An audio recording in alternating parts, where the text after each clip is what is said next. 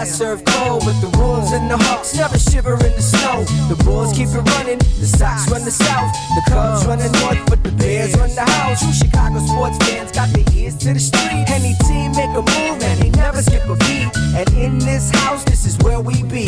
Welcome to the show with E-Rock and Big Z.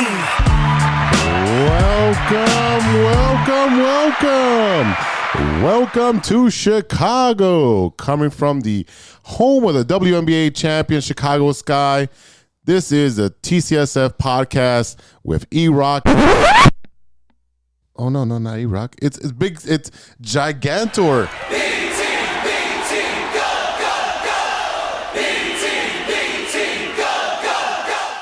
Again this week with Big Z. What up, G? What's up? 2 in a row, baby. 2 in a row. Episode 70 is brought to you by 606 Media, True Chicago Sports Fans, ACSI, and Grit Clothing Company. Don't forget to go to gritclothingco.com and get your official TCSF Podcast t-shirts. Search for keyword True Chicago and use our promo code TrueFan15 for 15% off your entire order. That is TrueFan15. Get your official TCSF shirts now. It is, holiday season, so you want to give your people some shirts, man. Yeah, you definitely don't want them to get stuck in the pipeline. So order early, order often, order as many as you want. That's right. As always, I am Big Z, and this week again for E-Rock, Gigantor is in. E-Rock is on assignment in Wisconsin. He'll be back next week and fill us in on all of his adventures in the land of cows. Arby's, we have the meats. Oh yeah. Some cheese out there. That's right. All right, G. How was your week, brother? Man, I cannot complain. It was a good week. Stayed busy at work. Spent some good time with some loved ones. Yeah, man, made some good new memories and good to go. I can't complain. Yeah, let's see. What about yourself? What did I do? I wrapped up. We wrapped up our water bowling season on Wednesday, and so it's kind of like a fun bowl. So we got to play against some of our good friends, and there was some very good wagering. Oh, yeah. I mean, I rest of the guys bowled well. I had a sucky week again, but I mean, we did get a payout. We got a payout, so I have no idea where that money went because as soon as cash hits my pocket, it just disappears. I don't know where it goes. Beer. It goes to waitresses and bartenders. That's where it goes. Can't go wrong. No, it can't go wrong. Booze. All right, ladies and gentlemen, whether it's the first time or you're a long timer, please remember to hit that subscribe button, that notify button, and go ahead and give us a 5-star review on your listening app of choice. Don't forget, you can support the show with a monthly subscription at anchor.fm/True Chicago Sports Fans. Go on there and click on support, and you can subscribe for as low as 99 cents a month. That's cheaper than your coffee at the gas station. Oh, yeah. Yeah, you like the show, tell 5 of your friends, they'll tell 5 of their friends. And guess what? You know what? I still got stickers. Gigantor, you got stickers still? I got a couple stickers. Yeah, we'll give you some stickers you can slap on your mug so that way you can promote our show and be part of the club, part of the clique, man. Little clique, bro. Yeah, bro. Get that too sweet, baby. So I'm glad you had a good week, brother. I'm glad you're here on the show again. It's always a fun time. I know Eddie's, really, he's busy doing life. He's busy. Yeah, he's doing a lot of stuff with his company. He's doing that life, He's about the life. I know he's missing out, and I know he wants to be here, but I mean, it's just we'll miss him, and we'll have him here next week. Yeah, for sure. It'll be nice to have him come in and do his thing. Mm-hmm. So while we're talking about living life and doing your thing, let me tell you about our great opportunity we have with our friends over at ACSI. With over 50 expert technicians in the Chicagoland area, ACSI offers a one-stop shop for telecom wiring. Whether residential cable installation, fiber to the home, or commercial structured cable wiring, ACSI is a proud partner of Comcast and RCN. Guys, let me tell you the most impressive thing about ACSI. During these hard times, the ACSI crew did their thing during the COVID-19 pandemic, and ACSI was awarded Hacia's 2020 Contractor of the Year award. Best part is that ACSI is growing bigger and better than ever. ACSI is now hiring for field sales, technicians, and project managers. So check out acsi.tech. That's acsi.tech and click on careers to apply today. Go get you a job, bro. Oh, yeah. Holidays are coming. You can use that money. That's right. So this week, we're going to talk about the Bull struggles. Oh, boy. We're going to talk about the Blackhawks, and finally, they make a change at the helm. Finally. White Sox and Cubs make some small moves. And as always, stirring the pot. And what you looking at? Oh, but I'm excited about that part because that's your bread and butter over there, man. Oh, yeah. Oh, yeah. But first, let's get together with the Big Three with Big Z.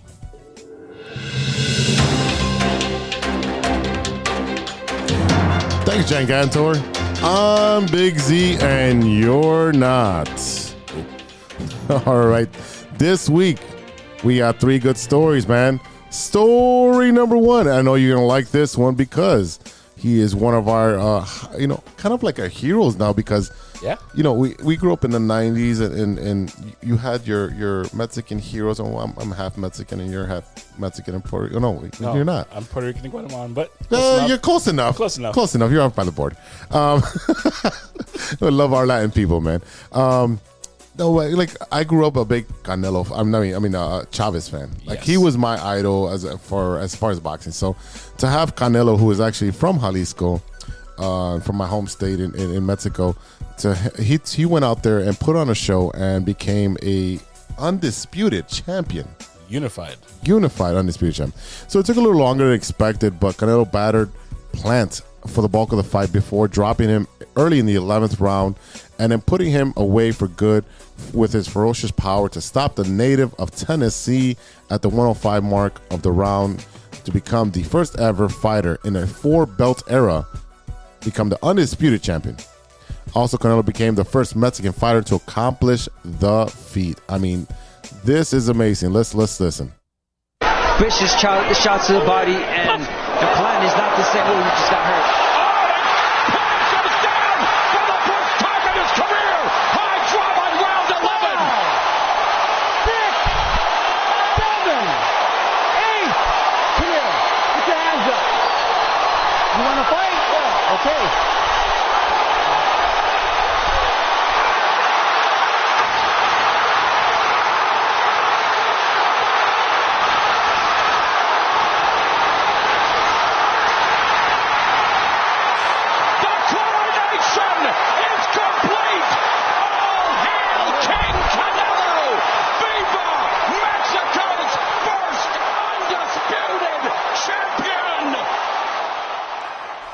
That was beautiful.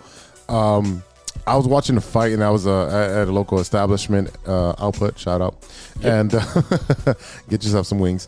And I was there, and I literally was watching the fight, and people were like, oh, why is Canelo knocking him out in the 3rd or 4th round? I'm like, to be honest with you, Canelo doesn't get started till like late in the 3rd round, early 4th round. That's when he's already established himself as like, okay, let me see how much power you have. Let me see your game plan. And then he goes to work. He starts working on the body. He goes up and down. And the one thing that did give Plant a lot of props for is that he looked at a lot of tape on Canelo. Oh, yeah. And the biggest thing that I took away from Plant's strategy was that he looked at Mayweather and said, okay, I'm going to close my shoulder, which means you're going to turn your body. So it means his left shoulder was facing Canelo's head and not giving Canelo a lot of space to hit. And he did that, and he jabbed and walked away, and kept that shoulder closed. I mean, he knew Canelo knew exactly what to do.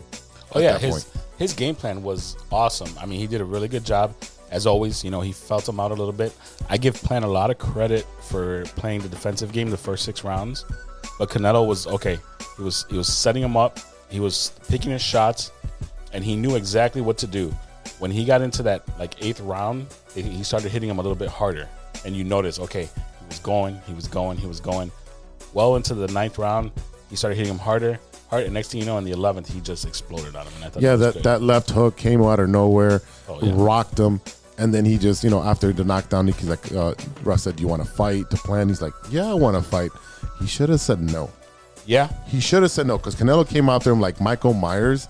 Oh, yeah. Hands wide open, literally just to chase him down and, gave him a right cross, a left hook, and just took him down. He went through the ropes, and that's all she wrote, man. Oh, he straight up told him, nah, bro, you don't want to fight. And this all stems because Plant, during the press conference, was talking crap, and then he says something, disgusting about his mom, about Canelo's mom, and Canelo was in dress shoes, gave him the Popeye special, the 1-2 piece, and cut him wide open, and he felt the power, he felt the fury, he got the smoke.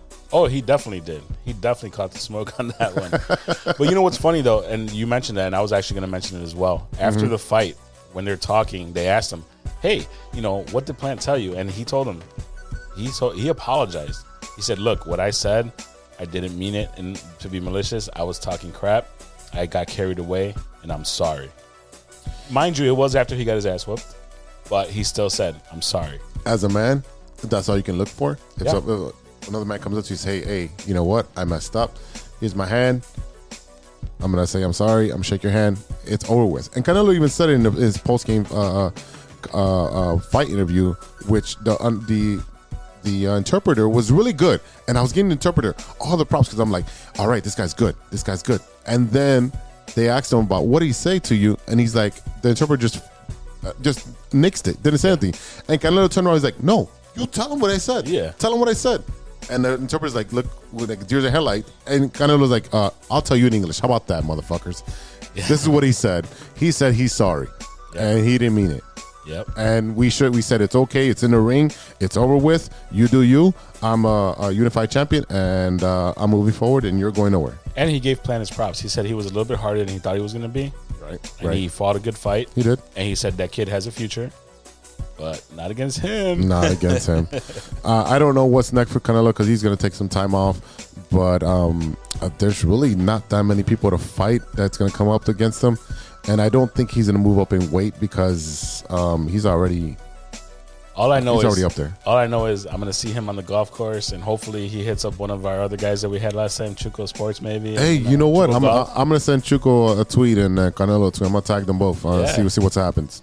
Because he loves the sport now. So. He does. And he's very passionate about his project, so who knows? That might be something going on. Remember, you heard it here first. That's right. We called it. Chuco Golf and Canelo. Let's do it. Let's do it. Story number 2. Mallory Pugh scored the lone goal for the Chicago Red Stars. You heard that, right? The Chicago Red Stars. Yes, they knocked out Gotham FC out of the playoffs with a 1-0 quarterfinal victory this past Sunday. The Red Stars move on to face the top-seeded Portland Thorns.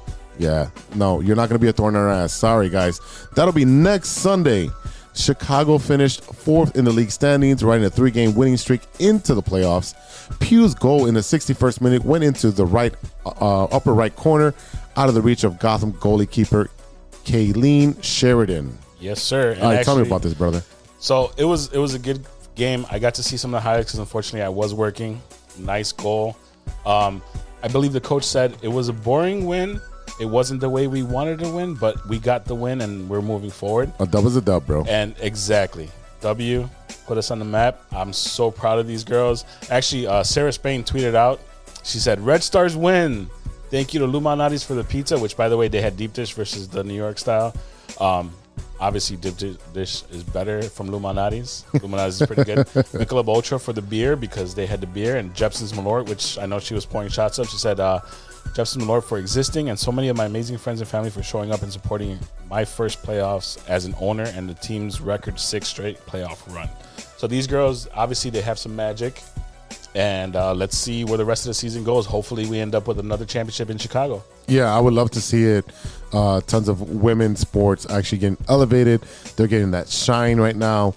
I'm all for it. The only thing I'm not for is I'm not taking Malort shots, brother. I fucking hate Malort. It tastes like a fucking wet gym sock from 1984. I am not doing that. But yeah, I will drink that water, Michelob Ultra. I'll drink it. Yeah, but I'm not drinking that Malort. You like Malort, bro? I've had it. I can tolerate it. Oh. Well, do I order it? No. Yeah, but the thing in Chicago, you get the Chicago handshake, you end up with old style. Yeah, you end up with an old style and a Malort in front of you, and you have no choice old style. It tastes great. Hey, that's the beer Harry Carey used to drink. Well, you know, Harry Carey was on both sides, so let's go Red Stars, ladies. Let's get that dub. Yes. All right, story number 3, and this one is, I try to find a little funny story here, but federal agents in Chicago seized dozens of counterfeit championship rings earlier this week, which would have been worth $2.38 million if they were authentic. On this past Monday, U.S. Customs and Border Protection officers intercepted a shipment coming from China, surprise, and headed to a residence in Florissant? Yeah, Florissant. Was that Missouri or no Massachusetts? Missouri. Is it Missouri? Yeah, sure. No. Doesn't matter. All right, containing 86 fake championship rings. The parcel had 34 Yankee rings, 24 from the Chicago Bulls, of course, and 22 from the St. Who the hell wants a St. Louis? Never mind. All right, as well as 6 Philadelphia Eagles rings. Whoa. Again, who wants that crap? But since all the rings were constructed of poor quality and lacked security features, the Chicago Trade Enforcement Team and customs trade experts at the Center of Excellence and Expertise. Jeez, this is like SHIELD. It's like SHIELD. Yeah, you need an acronym.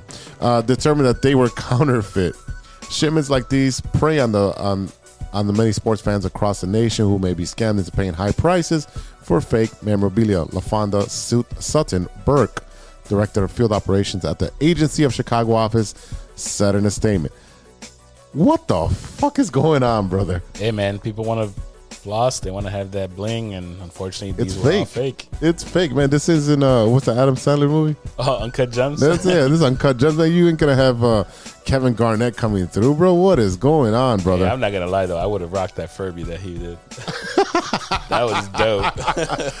You're the only one, bro. I would not fucking rock a Furby. There's no way I'm rocking a Furby. That Furby was pretty cool, man. Oh, man. No way. I don't even like Furby, but that looked dope. All right, y'all. Let's take a quick break, and we'll be right back after a word from our sponsors.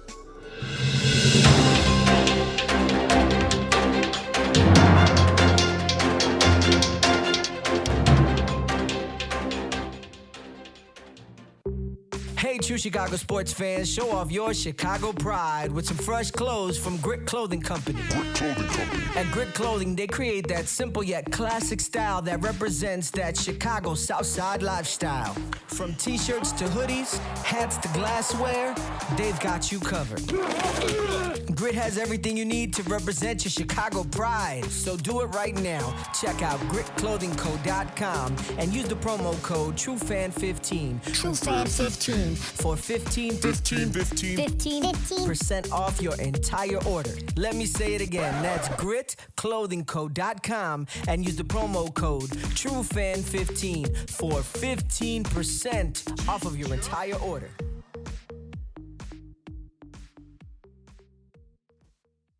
Welcome back to the TCSF Podcast with G and Big Z. Yeah. This is The Loop, our Chicago Sports Roundup, where we keep you in the loop. This is Chicago. Doors open on the left at Chicago. Welcome to Chicago. Welcome to Chicago. Welcome to Chicago. This is Chicago. Doors open on the left at Chicago. Welcome to Chicago. So, Z, what is going on with our Chicago teams? White Sox, White Sox, go, White Sox. Let's go, White Sox. We're with you all the way. Yo, G, we got the White Sox. That's right, the White Sox. They made some small moves. I know my outline just auto-corrected, but we're talking about Kimbrel. Kimbrel's option was picked up. It says Kimberly for some reason. But that's the way he pitched, like a Kimberly, towards the end of the season. No, yeah, that is what it is. His option was picked up, and to be honest with you, he's going to be on the trading block. They're going to move him. They're going to try. They're not going to get what they paid for him, but they're going to get something back. You got also the failed Cesar Hernandez experiment. The dude was raking in with the Cleveland Guardians, and then he did nothing for us. The experiment is over, and you got Nikki 2 strikes because of that. So good luck to you guys, and Nikki 2 strikes. But the option in the experiment is way over. Tapera, he was making like $800,000 last year. He was on his last year of his contract. I know he earned a lot more via bonuses for innings pitched, strikeouts, and all that other stuff. So I know he made his money, and he's gonna be a free agent. All right, he's gonna be shot off there. So also, strength and conditioning coach was not brought back, even though the entire staff except him was brought back with Tony La Russa and everybody else. But the strength and conditioning was not brought back. Rick Hahn talked about taking a deeper look into what the White Sox have been doing, especially with so many injuries in the last couple of years with Yoan Moncada with the hamstrings, and Lou Bob and Eloy and Grandal, Yaz. Everybody's had like all these nagging injuries, and it's like, what is going on with the strength conditioning? So they're going to take a deeper look into that. Get some more professionals in there. Actually, they want to build a whole new program. So they're going to take a different look, and they're going to get some outside counsel and all that. So it's going to be better. So hopefully that will help with the White Sox, because they had a lot of injuries this year. Adam Engel was never healthy all year. He had a nagging hamstring injury all year as well. So I don't know what's going on with the hamstrings, but that's an issue for the White Sox to look at. The White Sox also did not make a qualifying offer of $18.4 million to left-hander Carlos Rodon Sunday following this Sunday. So this allows the first-time All-Star to enter free agency. I first learned about this because his wife, who's very active on Twitter, gave a thank you for Chicago for everything that they meant to them and so forth, and they look forward to the next chapter. I still think the White Sox do make a run at him. I just don't think they're gonna pay $18.4, which is, I don't think it's a lot for a pitcher of his quality. What do you think? I mean, he's a great pitcher. I like him a lot. As long as he's healthy, he does a great job. This year, he was a workhorse. Unfortunately, towards the end of the season, he was tired. Yeah, I think he was tired just because of the season prior. Yeah. It was 60 games and pitching so much, and then the debacle in the playoffs against the A's, and he wasn't fully healthy and so forth. And then he became the workhorse for the team.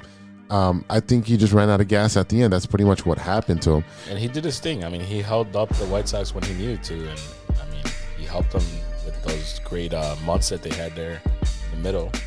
So I don't know. We'll see. I mean, I know somebody who will take him. I know somebody who needs him. Yeah, there's tons of teams that need pitching. That's never a dry spot. Yeah, but my Cubs need him more. He's not going there. Sorry, bro.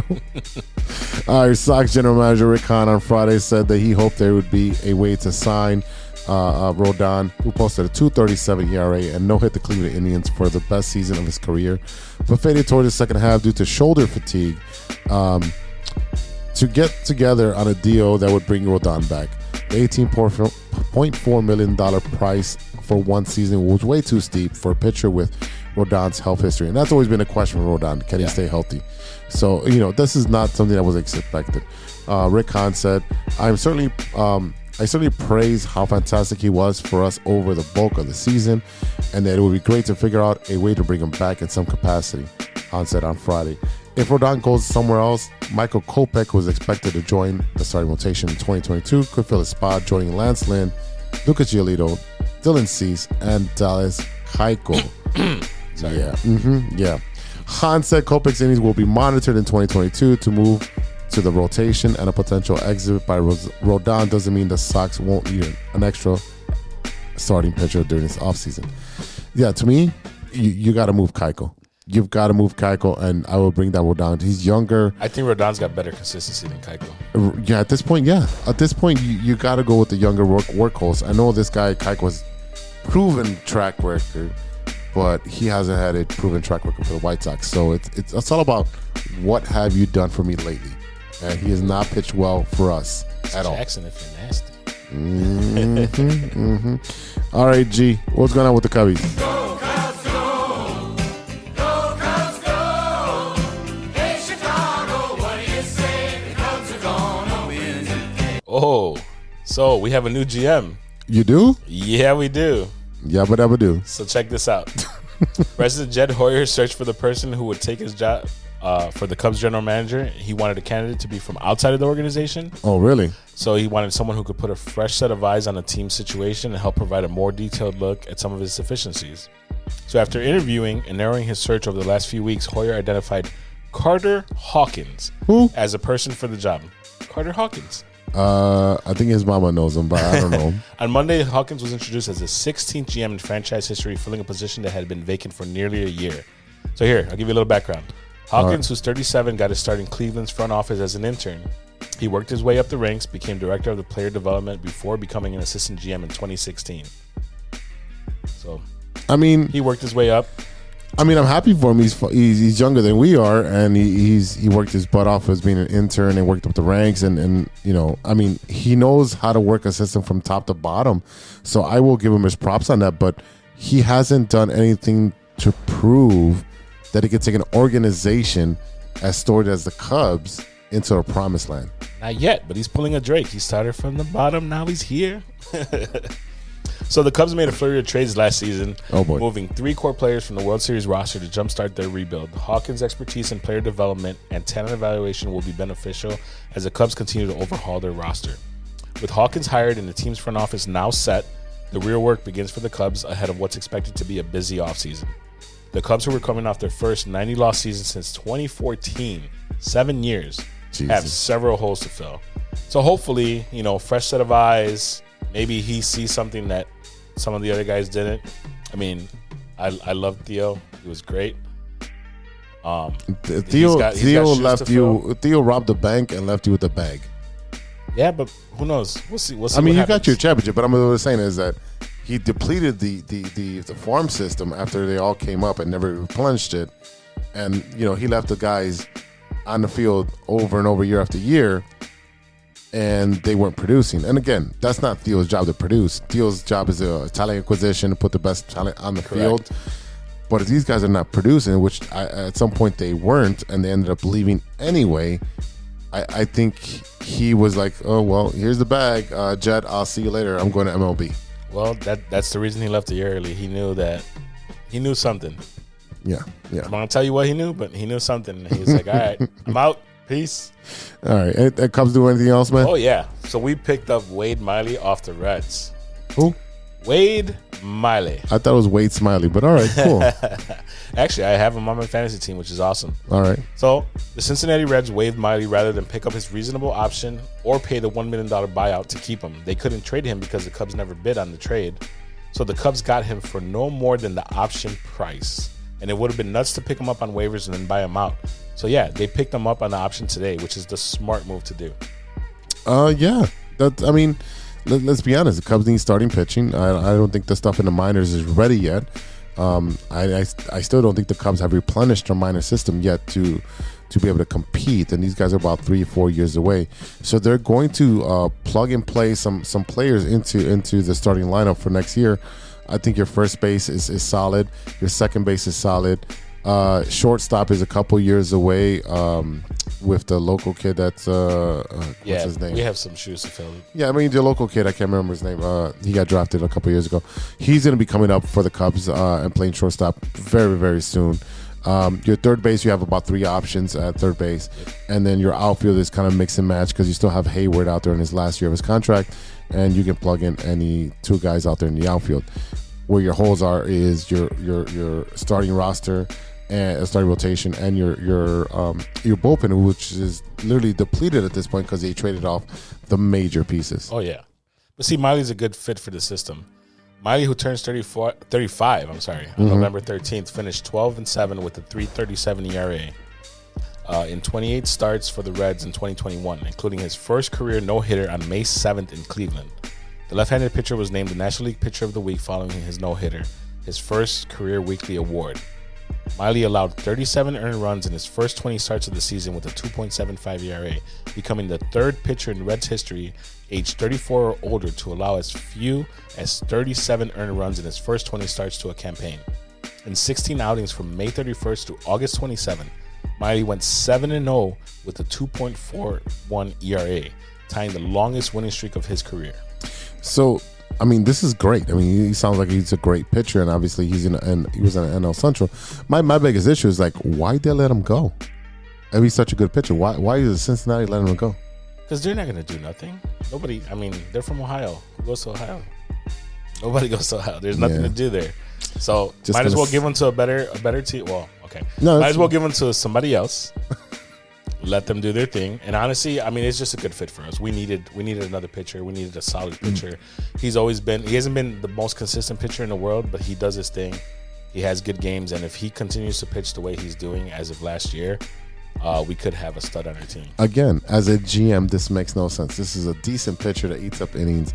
He's had a pretty good season last year. You could have picked up his option and traded him in the offseason. Yeah, but I don't know. They were dumb, I guess. Since it's Ohio. I think they were trying to get somebody to bite on a trade so they can just get rid of it and not have to pay off anything. But it just didn't work out that way. So on a sad note, oh boy, sad note. Those people who've been there will know the Cubs convention has officially been canceled due to COVID.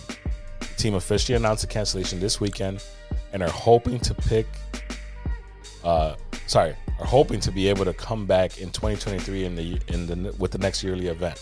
So I've been to these conventions. They're a lot of fun. You get to see a lot of the old school players, the people who are playing now, even some of the farm system guys every once in a while. Mm-hmm. But and as I'm sure as a Sox fan, you've been to the Sox Fest as well. Yeah, and that one's also canceled. So it kind of freaking sucks. It really sucks. Yeah, it's a bummer for Chicago. But, I mean, when they come back, it should be better, should be good. Let's see what happens. So let's just cross our fingers and see what happens. I mean, there's nothing else we can do at this point except we can't. Follow the protocols and go forward. But, yeah, it's a bit of a bummer because that's like 3 days of awesomeness. It brings a lot of people into the local hotels downtown. And, yeah, I mean, it's going to suck. Yeah, it's going to suck. All right, G, let's move into the collegiate slate. What happened this past Saturday, brother? Oh, man, we had a lot of stuff going on. So we'll keep it brief and quick. Notre Dame football. Notre Dame 8-1 has won its third game in a row with its 34-6 beatdown of Navy, who's 2-7 after struggling a week ago against North Carolina. The Fighting Irish defense was outstanding in the win over the midshipmen. Notre Dame's record is now at 8-1. So I thought maybe Navy was going to give them a harder game. Fortunately for them, they did not. Yeah, they didn't show up to the dock and didn't swab it. So, moving on. What's going on with the Northwestern Wildcats, brother? So Northwestern pulled to a 17-12 with 2:21 remaining on Andrew Marty's 31-yard touchdown pass to Evan Hall and quickly got the ball back after Iowa went 3-and-out. But Dane Belton immediately sealed it with his second interception of the game, sending the Wildcats to their third straight loss. But all of the excitement came at halftime. So shortly before the end of the first half, Northwestern had before their loss, obviously, to Iowa, the game came to a halt. 9 protesters stormed the field with banners that read, "Abolish NUPD, invest in Black lives, divest from death, stop funding the war on Palestine, and Board of Trustees, meet with us now," and other signs. Wow. So after several minutes of the protesters being out there, they were interrupted by stadium staff, and actually an individual wearing Iowa gear sprinted onto the field and confronted the protest by trying to rip their signs before sprinting back to the stands and attempting to rally support from the other spectators. This went on, and before halftime was even over, they were able to get everybody, where they needed to get them off the field and get the game going. So unfortunately, that caused a little bit of a hiccup, but Northwestern still tried to rally. Unfortunately, they weren't able to finish, so they dropped to 3-6. I think there's a time and place for protests of your cause. I don't think a football game is the chosen place to do that at. I know that I guess they're on TV and so forth, but the halftime show is never shown on TV. So it doesn't make any sense. It doesn't make any sense. I'm like, go protest outside the chancellor's office and the counselors and all that stuff. Do it on school time. And Northwestern's coach even stated that. He goes, "Listen, the stadium is for sports. If you want to do your protest, there's a time and a place for it. Exactly. This is not it. We're trying to keep everybody safe." That could have become it could have been really bad. A really bad situation. Really bad, especially with the with what happened this weekend at the in Houston with the Travis Scott concert. Right. Yeah. So I mean, luckily everybody was okay and no issues as far as that goes. I'm sure somebody will get a suspension or whatever is going to happen on school grounds, whatever they give them nowadays. Yeah, exactly. All right, did the Illinois Fighting Illini fight this week, brother? Oh boy, did they? Oh no. So the Illini defense dominated. What? 14-6 win against the Minnesota Gophers. Oh boy. So Chase Brown rushed 33 times for 150 yards, and the Illini defense delivered 6 sacks and 2 interceptions of Minnesota's quarterback Tanner Morgan on the way to their 14-6 victory on Saturday. So basically, they were firing on all cylinders, but at the end of the game, they really didn't have any offense. They punted 5 or 6 times, and So again, they're a team of the first half and not the second half. Hey man, they're not a marathon team. They're sprinters. they're not in it to the end. They're in and out, and I'm done. Mr. Reed. You had sex with her every time you met, didn't you? Didn't you? Liar! He's badgering the witness. It's his witness. You slammed her, you dumped her donut, you gave her dog a sausage, you stuffed her like a Thanksgiving turkey. All right. They're not here for a long time. They're here for a good time. Huh? Exactly. Unfortunately, like I said, the line are now 4-6. So now I have a question for you. Oh boy. What's going on at the Madhouse on Madison with the Chicago Blackhawks? But hey, as they say in hockey, let's do that hockey. Oh boy, Chicago Blackhawks continue to make national news, brother. They finally won a game. Wait, what? Yeah, they finally won a game last week. Woohoo. Yeah, and then they fired the entire staff. Finally, yeah, they lost, and then they fired the coach right that next morning. While it's the players who haven't produced, let's be honest, it's also been the GM, the president, everybody is associated with the front office. They have not done their job. And all the players pretty much have let down the city. I know Kane and Taves, they're trying to do their best, but they don't have the weapons that they've had for the past 10 years. You literally have a lot of rookies, a lot of veterans that they just can't cut it, man. All right, with the team mirrored at a 1-9-2 start. So they have 1 win, 9 losses, and 2 ties. Interim general manager Kyle Davidson, yeah, okay, sure, that's who that is now, made the decision naming Derek King the interim coach. He's from the Ice Hogs of Rockford. Yep. The Blackhawks own that team as well. So Chicago has lost 2 straight since posting their first victory and allowed a league average 47 goals. That's a league high, 47. And you have this amazing goaltender who has not produced. Again, I told you guys, he doesn't want to be here. All right, so yeah. So this is a comment that was left. Our on-ice goal remains the same, to build an elite system of hockey, and we have not delivered on that, Davidson said in the statement. The fact is our play and our competitors must improve every game, every shift. Today's coaching changes are difficult, especially given the incredible personnel connections Jeremy and others have made with our players in their development. No, what development? You're 1-9-2, and you sucked last year too. He also said, we appreciate Jeremy's contribution to our organization over the last 3 seasons and wish him and his family the best. We wish you the best in your future endeavors.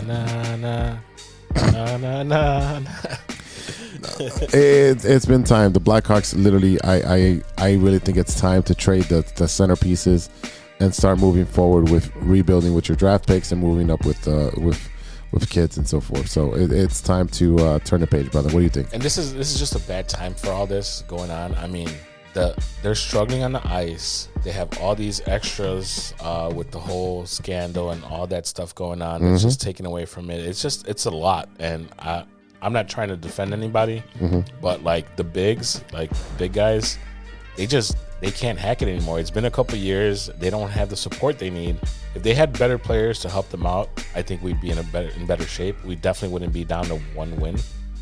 But right now, I mean, we're struggling, man. Yeah, hockey is one of those sports that has a hard cap and they can't go over it. So it's very difficult year after year to when you sign these players and you look at, he signed for 7 years and, $21 million. Like, yeah, but their hard cap is like $60 million. Like, it's hard to have 25 guys on your roster and to make $7 million. It's just not possible, not feasible on the financial side. Yeah, we have 1 good player and then we have 8 okay players. Yeah, that's pretty much it, man. Yeah. So what's going on the other side? All right, the other side, the Chicago Bulls. The New Look Bulls are absolutely not on fire anymore. So they played Joe Embiid, and he had 30 points and 15 rebounds on the second of back-to-back. He led Philadelphia to extend to their 6th straight victory, 114-105 over the Bulls this past Saturday night. Korkmans matched his career best with 7 3-pointers and added 25 points for the Sixers, who topped Chicago for the second time in 4 nights and secured Coach Doc Rivers' 1,000th career win. That was rough. It was a rough. All right, Rivers said it's not analytical right now. We just did it. Who used just a 3-man bench on his team, so he had 8 players playing the entire game. Yeah. because they have a lot of injuries. You have illnesses, and you have that dumbass that doesn't want to play. But, I mean, essentially, pretty much, let's put it this way. The Bulls have been starting off very slow in the first and second quarter. And then you also have the lack of three-point shooting. You have Vucci Man, who missed his first 4 shots where we're at the basket. So, I mean, it's similar to when Joakim Noah was on the team. The first 2 or 3 plays ran through Joakim Noah to get him hyped up, to get him into rhythm. Yeah. And they're trying to do that for Vucci Man because he feels lost in the shuffle. Zach LaVine had 32 points. DeRozan had 25 for Chicago. These 2 guys are going to be all-stars, and they're going to take turns on scoring the most points, and that's fine with me because in this NBA, you do need 2 to 3 stars to win. For sure. The Bulls led 97-96 after LaVine ended a 10-0 run with a three-pointer with 5:48 to play, but Embiid answered with a 3 a minute later, and the Sixers never trailed again. I saw that game, and I saw that the Bulls were down 3. I'm like, all right, let me put a bet on them because I have faith in my Bulls. Yep. And they just didn't show up. Yeah. I really don't know what to say about these Bulls because they're doing well. The bench is playing well. They're playing with a lot of role players who are stepping up. I think Lonzo Ball is doing his job. Yes. I know they're down Patrick Williams. They're down Kobe White. But you have all these guys that are coming off the bench and they're producing. Is it AO or IO? How do you say his name? IO, right? He's showing out. He's putting up some great minutes and getting some experience. So he's doing well as well, and he's being developed. But he's not there yet. You can't depend on him. He's going to be your 3rd or 4th guard. Caruso's also doing his thing. Yep. He's going to be right. Exactly. He's a really good facilitator as well. So I think if we get Vooch in the mix, get him a little more comfortable, we'll be all right. Right now, I think he's still got those jitters. It's his second outing with us. Second year with us, yeah. Yeah. So he's got newer guys. He's got basically new toys to play with. He's just got to get used to the groove, and I think he's relying on the other guys to do their thing. Yeah, so he's taking a step back, and that's where. No, I don't need you to take a step back. Exactly. I need you to be aggressive. I need you to be aggressive. Need you to be a force. I don't need you on a 3-point line, bro. Exactly. We're already small as it is. He does have a nice shot, but he does. But we don't need him there. Yeah. We have enough shooting guards. And again, our 3-point shooting has been atrocious. Besides, Zach has been pretty good. But other Ball's than that, been pretty good. Ball's been pretty good. Yeah, he just doesn't take them as much. Right. And he needs to be a little bit more aggressive in his shooting stance. So, again, the Bulls will be fine. It's literally beginning of the season. They will come around. I still think they're a top 4 seed in the East. Yeah. The Bulls next up will have Brooklyn on Monday, which you'll probably already know the score to that one. And then they play Dallas at home, and then they play Golden State, the Clippers, and Lakers away. So that will be that road trip right there. It'll be a rough one. No, it's not going to be a rough one. I think we can compete with all 3 teams.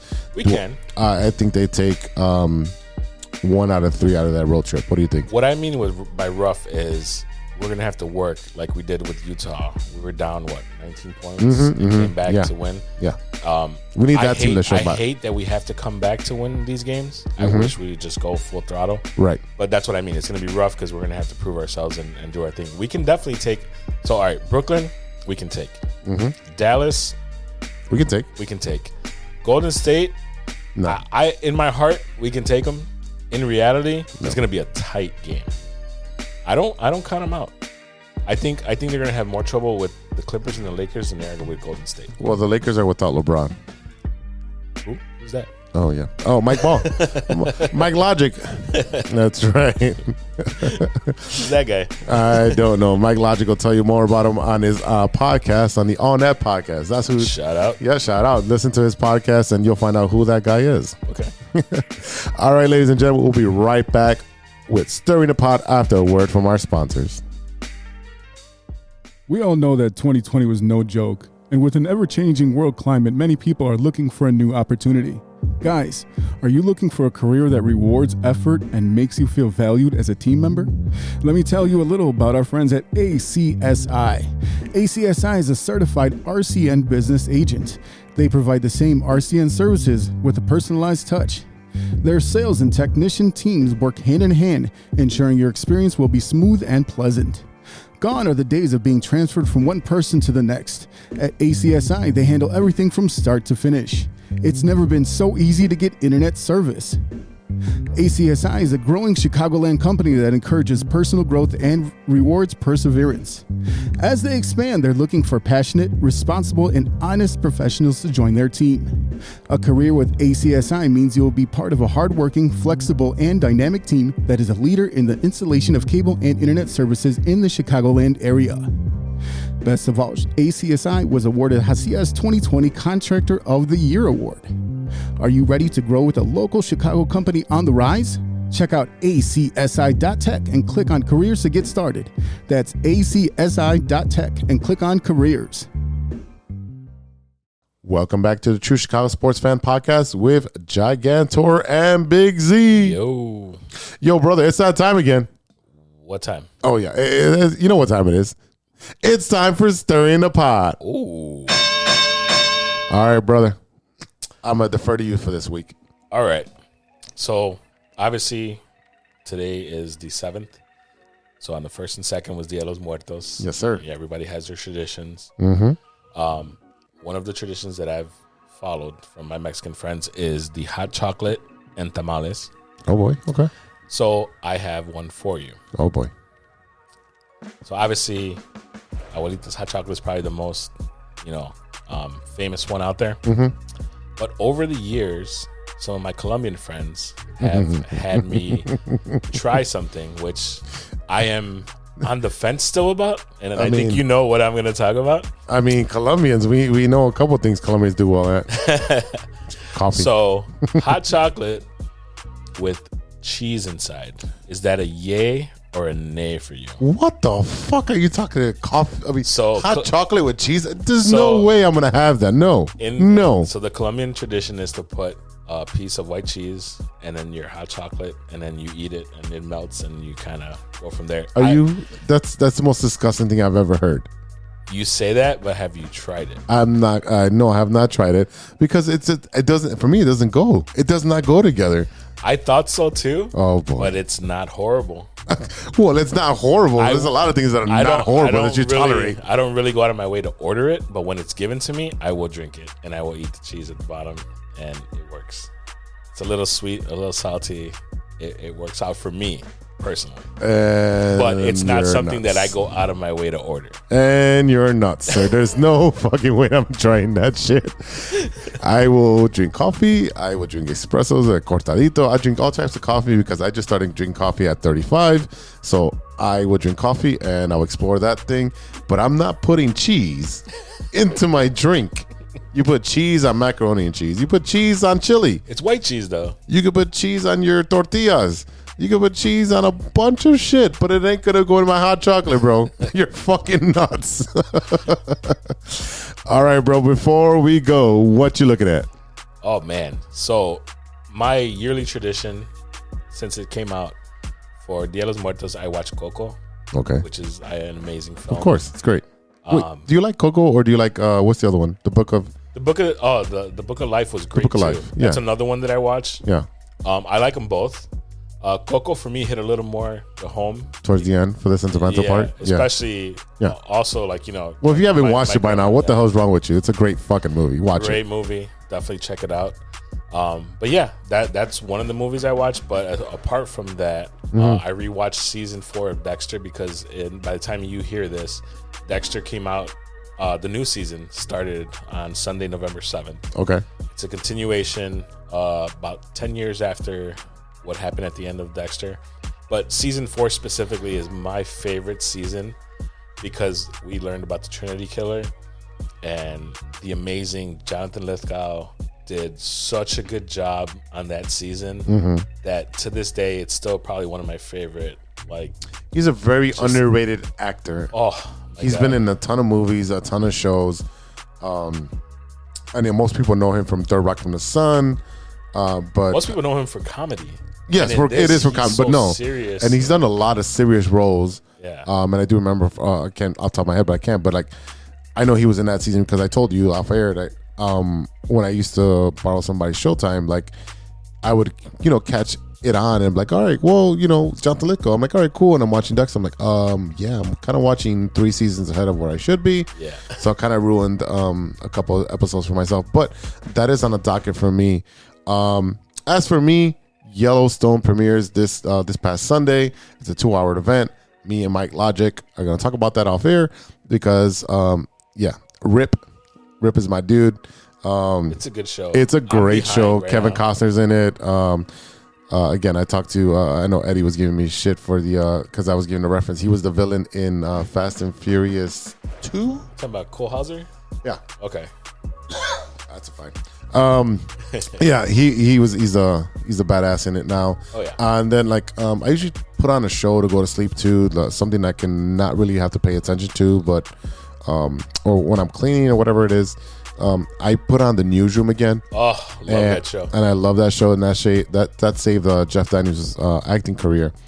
I'm sorry, the first 10 minutes of the first episode Oh, yeah. was some of the most gripping TV. Oh yeah, and if you haven't seen it, that's fine. If you haven't seen it, it's pretty much the background. I mean, the behind the scenes of what goes into a newsroom, and the politics and the strategic stuff, and you have the analytical stuff and all that. Okay, if you don't like all that stuff, that's great. But just YouTube the Newsroom, and it's the speech by Jeff Daniels, and he talks about why America isn't that great anymore. Watch that. It was about 8-minute speech. Oh yeah, it is phenomenal, and it's so relevant now. A lot of stuff that the subject matters, it takes place 10 years ago. So they talk about the oil spill in the Gulf. There's a bunch of stuff that goes on, the education bill, and all. There's a bunch of stuff that goes on from 10 years ago, and they address it. Unfortunately, it was a too smart for themselves kind of show, and they were touching on some sensitive subjects, so I ended up getting canceled. Also, as soon as we finish recording, and wait, before you move go ahead. No, go ahead. You know in case you didn't know, the beautiful Olivia Munn was Yes. on this show, and Yeah. she played a phenomenal. She was phenomenal role. She played the financial reporter. But for me, She was gorgeous the best in that. thing, Yeah. Aaron Sorkin is the writer of this show. Yep. And he did such an amazing job with this show that it made you think. It was just like, you enjoy it. It makes you think. It's just like, wow. Well, anything that's Aaron Sorkin, you look at obviously the show's gonna be great, but you have to pay attention to the dialogue. But the dialogue is so much important than what's going on the screen. It tells a bigger story than what it really is. Yeah, and I can't remember off the top of my head, but the old guy from Law and Order. Yes. I don't know his name either. Can't remember his name off the top of my head, but Yeah, he does a phenomenal job as the His director. He's the director of the channel. Mhm. It's just good TV all around. Oh, great, definitely. Great casting. They did a phenomenal job with casting. So The kid from Slumdog Millionaire yeah, is in there too. Yeah, and then the African American cat who was in Gotham, he played Lucius. I don't know. I'm right. So I know Dev Patel is the Indian guy Yes. you're talking about. Yes. I don't remember. Sam Waterston is the old gentleman. Mm-hmm. Yeah, he's great. Did you find the other one? No. No, It's fine. It's fine. I know he was in Gotham. He's done other small projects as well. He's a really good actor. And then lastly, I want to talk about the movie Finch. I'm going to watch it as soon as we finish recording. That is a Tom Hanks movie. I guess it's kind of like an apocalyptic event that happens. And he's by himself in whatever region he's at. He finds a dog, and that becomes his companion. It's kind of like this. Almost like I Am Legend. Like I Am Legend and Wilson. Oh yeah. Yeah, that movie. Yeah. Anyways, so he ends up. I guess he's an engineer. He ends up building a robot that helps him along with the whole the whole surviving aspect of it. So kind of reminds me of Chappie a little bit. The robot. Yeah, it's kinda cool. yeah. So there's a lot of aspects on it. It's on Apple TV. That's something I'm gonna watch. There's a lot of stuff that's coming out. I mean. Oh, I'm excited this week. Hopefully, if I get the time off, I want to go see Eternals. I know people are having mixed emotions about it. I was weird about that. Going my 2 cents on it. Mm-hmm. Go in with no expectations. They're introducing a lot of characters. They're throwing a lot at a lot of people. Mm-hmm. and stuff that you may not know about. Even if you read the comics, you barely know who the Eternals are. So if you're going in there thinking it's going to be an amazing film, it's probably visually amazing, but for some people, they're not going to like the story. It's not for everybody. When the guy in the preview said Eternals assemble, I was like, you lost me right there. Well, that's kind of a joke. They make a joke about stuff because anyways, I don't want to ruin anything, but just a quick premise. The Eternals have been around for many, many years, and no one even knew that they existed until something happens, and then we figure out, hey, these guys have been around forever. Why haven't they done anything? Yeah, I'm going to go in there with low expectations. So, yeah. Again, I understand that this is phase 4. Yes. This is phase 4. So this is the phase where we're going to introduce the mutants along with all the new characters and how they interact with all the old characters. So it's going to be a different change. So you're not going to see your Spider-Mans all the time. You're not going to see your Batmans in DC. Like, there's going to be evolution. This is barely the stepping stones for what's to come, because they still haven't, like, they're barely scratching the surface of the multiverse. Mm-hmm. They're barely scratching the surface of all these other people interacting at the same exact timeline. So, and there's so many possibilities now with the Loki series. And the What If series itself. And the What If series as well. Loki with the time, going back and forth, and What If with the what if this happened on this planet as opposed to this universe or whatever. Yeah. So go in with low expectations. I think you'll like it. Yeah. I'm gonna go check it out. Like I said, I haven't seen it yet, so I can't give my opinion of how good it is. But go in with low expectations, and I think you'll enjoy it. Take it as a popcorn film. Yeah. All right, cool.